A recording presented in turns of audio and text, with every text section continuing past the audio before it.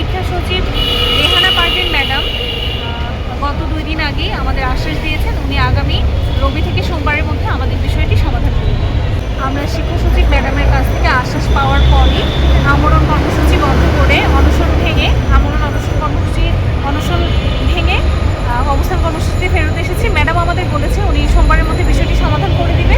আমরা ম্যাডামের আশ্বাসের প্রেক্ষিতে এবং ম্যাডামের সম্মান রক্ষার্থে অনশন করেছি। এখন বিষয়টা আর আশ্বাসের না, বিষয়টা বিশ্বাসের। আমরা আশা করি ম্যাডাম আমাদের বিশ্বাস রাখবে।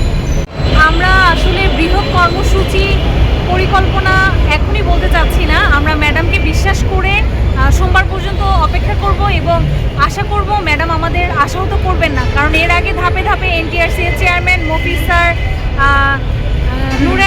ভারপ্রাপ্ত চেয়ারম্যান নূরে আলম সিদ্দিকী, এমনকি নতুন যে চেয়ারম্যান আমিনুল স্যার, সবাই আমাদের আশ্বাস দিয়েছে, কেউ আর বিশ্বাসের জায়গাটা ধরে থাকেনি।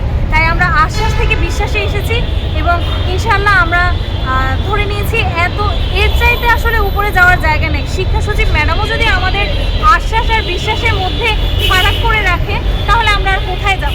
দেশের সর্বোৎকৃষ্ট বিদ্যাপীঠ থেকে পড়াশোনা করে এসে রাস্তায় এসে এতদিন বসে থেকেও এতগুলো গণ্যমান্য ব্যক্তির আশ্বাস যদি বিশ্বাসে রূপান্তরিত না হয় তাহলে আসলে পরবর্তীতে কী করবো আমরা জানি না। আমাদের মধ্যে অনেকের জীবন হুমকির মধ্যে চলে যাবে। শূন্য পদের লিস্ট নিয়ে ওয়েটিং লিস্ট আকারেই হোক, যেভাবেই হোক আমাদের একটা ব্যবস্থা করবেন আমরা যেন অনশন ভাঙি এবং তার কথাটা হুবহু রিপিট করে এখানে বলে যেন আমরা অনশন ভাঙি। তখন আমরা আবার অনশন ভাঙি অবস্থান কর্মসূচি ধরে রেখেছি। 5 দিন আমরা অনশন কর্মসূচি চালিয়েছি আর আজকে আমাদের অবস্থান কর্মসূচি 24তম দিন। প্রতিদিনই 5 জন, 7 জন, 12 জন, ইভেন শেষের দিন 15 জনের মতন অসুস্থ ছিল।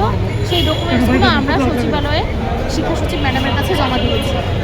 আমাদের আশ্বাস বিশ্বাসে পরিণত হবে রবি থেকে সোমবার। ম্যাডাম আমাদের কাছে রবি থেকে সোমবার পর্যন্ত যদি পরবর্তী কর্মসূচি এখনই ঘোষণা করছি না, তবে আমাদের মধ্যে অনেকের জীবন বিপদাপন্ন হবে। অনেকেই নিজের জীবন দিয়ে এমনও আছে তারা নিজের জীবনকে অনেক বেশি বিপদের মুখে বা হুমকি স্বরূপ ফেলবে। কারণ আর এখানে অনশনে এসেছে ঘরবাড়ি ফেলে, নিজের আইডেন্টিটিকে বিপদে ফেলে এখানে এসেছে মানুষ একটা সনদের আশা এবং এটা যৌক্তিক। আপনারা জানেন লিখিত নম্বরের ভিত্তিতে যেই সনদ দিয়েছে, আমি লিখিত পাস হওয়ার পর ভাইবায় ডাক পেয়েছি, তাহলে আমার সেই সনদটা কোথায়?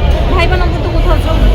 1 থেকে 12তম পর্যন্ত ভাইবা ছিল না, 13 থেকে 17তম পর্যন্ত ভাইবা নম্বর পরীক্ষা সার্টিফিকেটে যুক্ত হলেও ভাইবা নম্বরের বেসিসে চাকরি দেওয়া হয় আর 18তম নিবন্ধনে ভাইবা নাম্বার সনদেও নেই। সেক্ষেত্রে আমার লিখিত নাম্বারের ভিত্তিতে সনদটাই আমি কেন পাবো?